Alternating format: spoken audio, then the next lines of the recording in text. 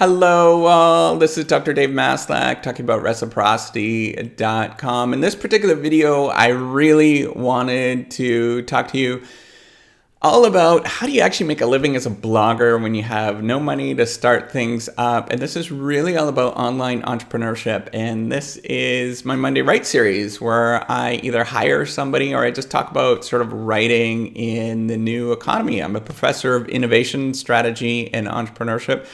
And I've been studying this stuff for a long time, and I've sort of learned a few things along the way, and I thought I'd disclose some of this stuff, right? So in terms of making money or making a living as a blogger online, starting with no money, it's a difficult thing. I'm going to sort of suggest that is true. I mean, you could watch the progress of what I'm doing with this particular video and how long it actually takes, how much effort it actually takes to keep going with something like that. There is videos I put out.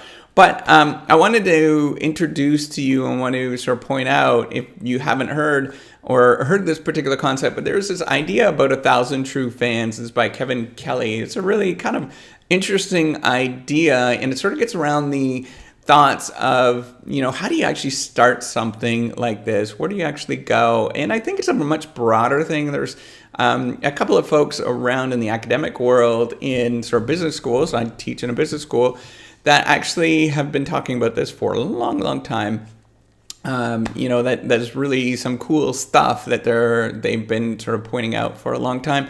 Although not too many people have been talking about it in sort of the online space. This is where I come in, right? So I've been talking about that.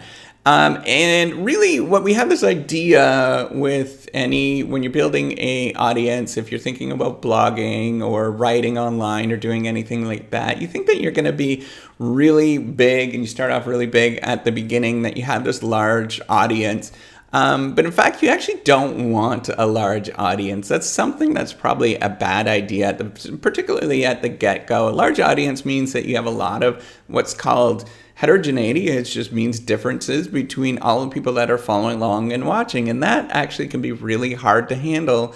The other thing is you're not going to be able to customize the stuff. You're not going to be able to talk to a specific audience very quickly. And so that's where this idea of 1,000 True Fans, that I think is actually kind of an interesting concept, comes in. And this is really the story is that you really just need 1,000 people that actually like what you're doing. And if you figure out a way to monetize those 1,000 people, and you get them each to pay $100 in a year, you've actually made enough money to sustain your career and sustain the blogging thing that you're doing to carry forward. So you actually don't need a lot of people. And what you have to look for is how do you get maybe a large enough audience that only a small portion of that audience actually pays and becomes 1,000 True Fans?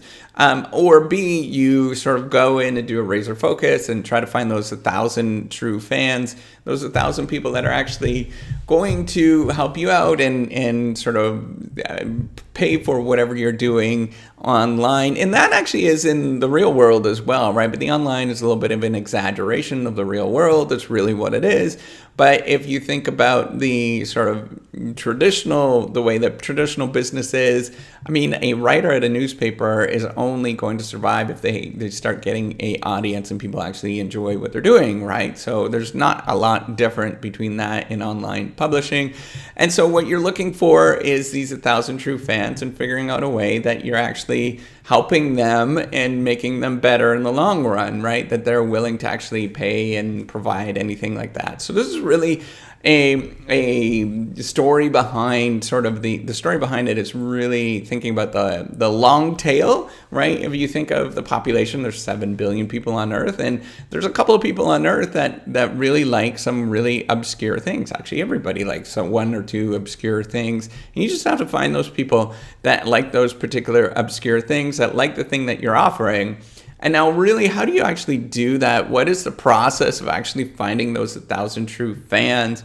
Well, it's really, it's the easiest thing from my perspective in terms of doing any sort of entrepreneurial thing. It's just picking something and being very consistent and sticking with it for a long time. And a long time, it might be actually seem very, very short in the long run if you're looking at, say, 40 years of doing something. But Yeah, a long time is going to be a couple of years of providing some particular, maybe it is you're writing about a particular topic, maybe you're doing, I don't know what it is, maybe doing videos like this, and you're just putting it out every day or maybe twice a day or 3 times a day, and you do that for a couple of years. That's a lot of content that you put out. You can also go, and I'm not just talking about, just providing individual videos or individual content or anything like that, but just making really robust sort of, you can either put out a lot of content on a daily basis, or you can provide these really large, robust, in detailed sort of web pages or blog posts or something like that are, 10, 20, 30, 40 pages long that are really going to depth into a particular topic. And that is really helpful to a lot of people in trying to figure out how to be as helpful as possible. That is really a tremendous advantage to do that. And it's really, so the problem is it's really hard to do. A lot of people, so it seems easy, right? Just provide as much content as you possibly can, but there's a lot of things that are going against you behaviorally. So doing something for, doing these videos, for example, I put out 150 videos at this point, more than 150 videos for 150 days. And it's really hard to do. Behaviorally, this is really hard to do to keep motivated. Nobody's really watching it, right, at this point.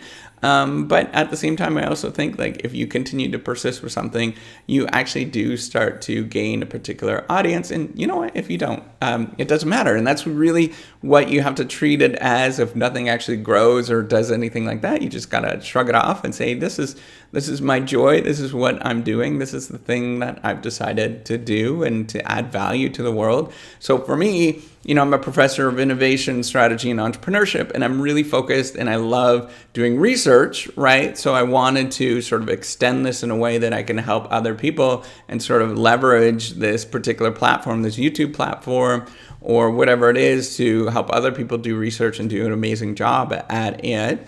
And to get feedback on whatever you're doing. So on whatever research you're doing, I also have some ideas. But, how else do I do that other than to sort of put this stuff out there and just continue to keep that up, keep going? And I know I'm not really concerned about a particular audience at this point. Yes, it does kind of get down on you because you could be prioritizing your time in so many other ways. I love cooking right now. It's dinner time and I'm not cooking. So, I'm prioritizing you. I'm making sure that you do get these videos because I'm doing this because this is a lovely thing to do. And in this day and age, it is really wonderful to be able to help you out and, just to be amazing, to see what a life of a professor in a business school is like. And maybe eventually some graduate students might watch this and they might find it interesting. Maybe that there's some writers, academic writers that might find this interesting. It's going to be helpful. Maybe I can help, maybe help somebody out in a developing country that is doing some wonderful things and they just need to get some advice on something like this. I think that's the wonderful thing of actually doing YouTube videos. And I'm really, really excited to be able to do that and to sort of grind away to show people how this is actually done. So that's the first thing. The second thing is to be of service to others, to show people, to help as many people as you possibly can within that sort of 1,000 true fans, to help them, truly, truly help them as much as you possibly can. So that they can be better off. And that's really what all of this is about, is try to not only help the people that are watching these videos and they think that this is going to be, this is going to be useful, but B, create this platform that I'm trying to build to not only, help myself out in terms of research and stuff like that, but also help out graduate students, to just be awesome as much as possible. Because I actually really want to give, if it ever becomes profitable, to give money away to help out graduate students in, in the behavioral sciences. If that ever does happen, I'm not sure. At this point, it's not, but that's okay. I'm doing this as a labor of love because I know that there are some people that might need these videos sometime in the future. And, maybe maybe in 20 years from now, my sons might watch this and think, and maybe I pass away, right? And my sons watch this and they think, well, that was really cool to do something like that to help other people. And that's really what I'm doing this. It's kind of more of a legacy move than anything. So the third thing is to listen to your audience, right? So it's not only being service to the audience. If they think that there's something that you could do differently, definitely listen to them and sort of keep working with them. And that's really what I'm doing. Found some of the folks that are watching this and working and going on to reciprocity. I found some bugs and I'm working on that right now and getting a developer to continue to push that out and to find those problems.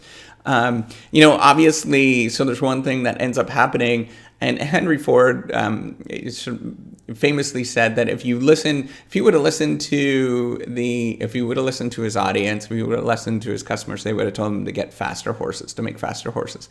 Well, you sometimes have to, if you have something in your mind and it's sort of different, you have to listen to your audience and listen to whoever it is you're focusing on, but also make steps, continuously making steps towards something that is bigger and different than the audience could imagine. And that's really what this is about. And that's why actually putting out content and stuff like that is really cool, because you can build this thing over time and build this sort of language and stuff like that over time that can be very helpful to other people sort of seeing what your vision is if they go back and watch some of the videos and stuff like that. So that's it. I really wanted to point out this 1,000 true fans, and that's really what you're trying to do with any sort of blogging or online effort, is just trying to find those 1,000 true fans, whoever it is.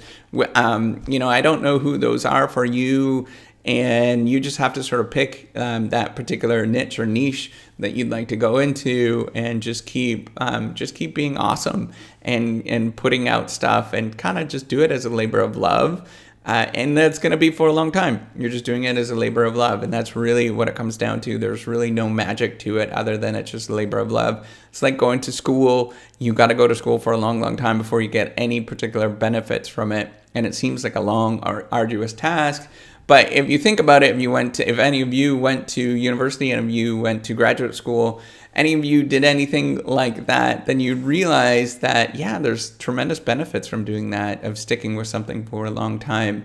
And at the time, it seems horrible and awful, but you do get benefits in the long run that you couldn't have done, you couldn't have seen. And that's my goal with this, is to help you as much as I possibly can and to continue to put this stuff out. My goal is to continue on for, at this point, it's pretty indefinite. I have no really concerns to stop this, because I just want to help you and help out other people. Because I think, how awesome would it be if there was an entrepreneur in Sudan that ended up watching these videos, or somebody in some far off place that watched these videos and actually got inspired and did something and made a life for themselves based on watching these videos. I think that would just be truly an amazing thing, and that would just, it would make me so proud of just finding that one person, and all of this effort and all that stuff would be really, it would be worth it, right, to put out all these videos.